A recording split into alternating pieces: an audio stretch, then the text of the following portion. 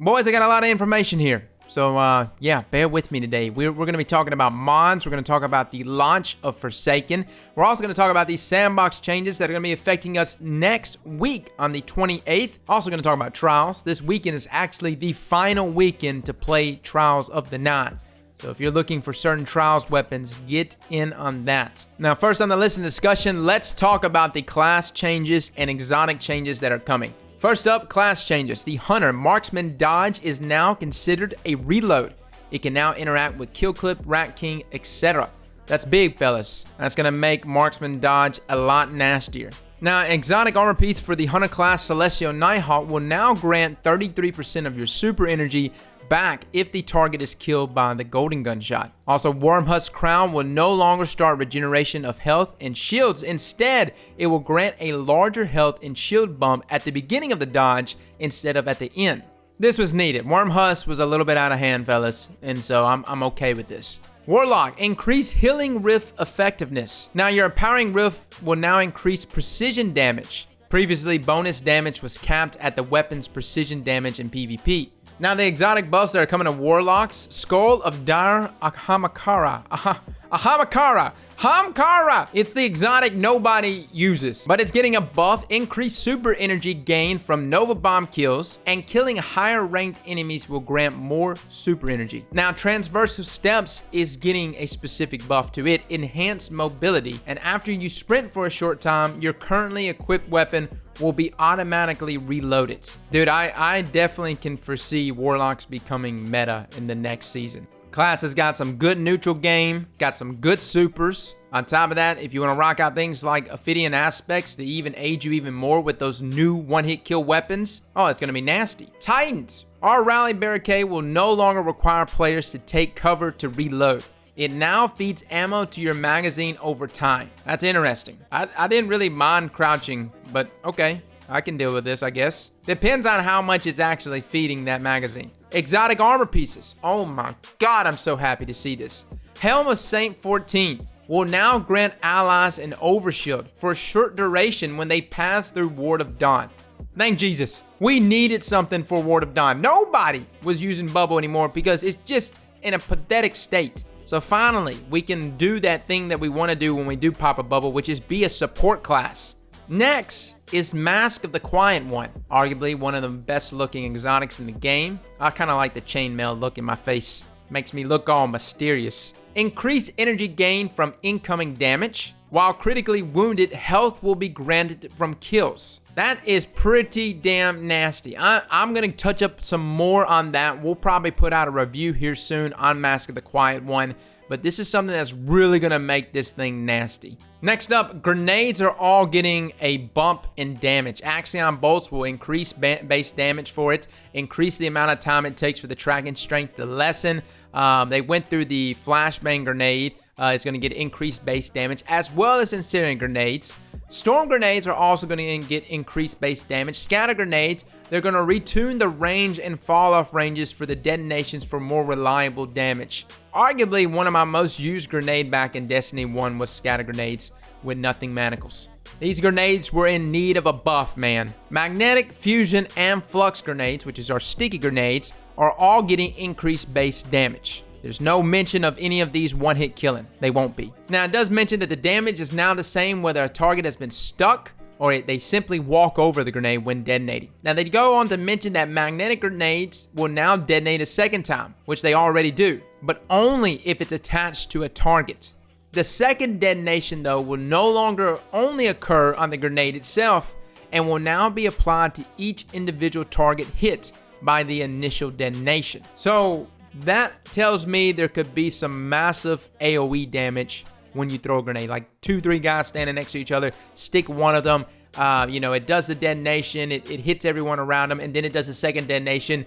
And as long as they got hit by the initial splash damage of the first explosion, that second explosion will hit them. Skip grenades increase impact damage of each skip drone impact for a higher total potential damage. Void Wall will now get increased damage of the initial Void Wall wave. This is something that was going to occur, guys. here's the thing. If you're going to buff weapons, make TTK faster, and give everyone one-hit kill weapons, you're going to have to make abilities better. So this was something that was going to occur. Some miscellaneous quality of life stuff that I'm still going to throw in here, guys. Swords will now have the ability to accept shaders.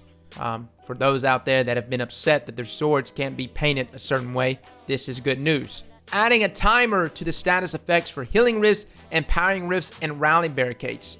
That's a really good quality of life update. I'm glad that they threw that in there. They also said that the escapees from Prison of Elders will now roam the open world, but they won't be dropping rewards until after September 4th. And we're going to get an increase in difficulty for lost sectors.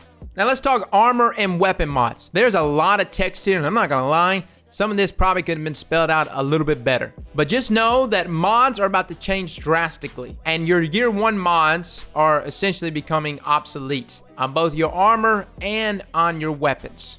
Now after Forsaken launches, we're going to have the ability to apply all of these various mods, these new mods, to our weapons and armor pieces. Turns out they're a little hard to obtain. Fortunately for us year 1 players though, if you have year 1 mod components and other things like that, dismantling or trading it into Banshee, you'll be able to receive those year 2 mods. Now I know there's a lot to say here, but let's just go through this big wall of text. All exotic armor drops, regardless of year, will now have a chance to come equipped with a mod.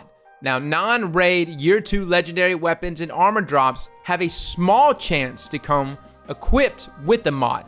Now, in this situation, you are free to keep the weapon should that particular weapon and mod combo suit your needs, or you may choose to dismantle the weapon to break out the mod to use elsewhere. So you may pull mods out of gear for use in other gear by just dismantling that item. Alternatively though, should you want to keep the item but not the mod, you can choose to slot in a new mod over that old one. Now, weapons and armor purchased from vendors do not come with mods. Now, if you have the mod components and glimmer necessary to feed your habit, you may choose to go straight to Banshee, guys, who will have 2 mod packages available for purchase that will be updated daily. It will be a year 2 armor mod and a year 2 weapon mod. Now, you may acquire mod components for trading with Banshee 44 by dismantling other loose mods. So for armor, year 2 armor mods always drop 1 mod component when dismantled. Year 1 legendary armor mods always drop 1 mod component when dismantled. And year 1 rare armor mods have a small chance of dropping 1 mod component when dismantled. Weapons, year 2 weapon mods always drop 1 mod component and legendary shards when dismantled. Year 1 legendary weapon mods always drop 1 mod component and gunsmith materials when dismantled. And year 1 rare weapon mods have a small chance to drop 1 mod component and gunsmith material when dismantled. Long story short, don't get rid of your mods yet, okay? Save them for when this actually rolls around and we can actually get year 2 mods with those old components. Now, something I found really interesting that I didn't know, year 2 armor mods will be able to be slotted in both year 1 and year 2 armor mod slots. Now, moving on to what's directly going to be occurring next week as well, year 2 weapon slots will be live for all players on the 28th. We did a video the other day breaking down the year 1 power weapons that are moving to the kinetic slot for year 2, Alone as a God, Balagant, the Frigid Jackal, Hawthorne's Perfect Paradox, Shepherd, Silicon. All of those weapons are going to be moving to the kinetic slot. The Igelos weapons, which are the power weapons, the sniper and the shotgun, will both be now locked to solar damage. They also go on to mention that the year 1 exotic power weapons that will remain in the power slot is Darcy, Legend of Acrius, Tractor Cannon, and Whisper of the Worm. All other year 1 energy and power weapons will have their elemental attribute locked for year 2 and will be shifted to those slots. Some other things to mention, exotic weapons and armor and emblem collections will become unavailable until September the 4th. So guys, grab whatever weapons you want to play with in the next Sandbox before August the 28th.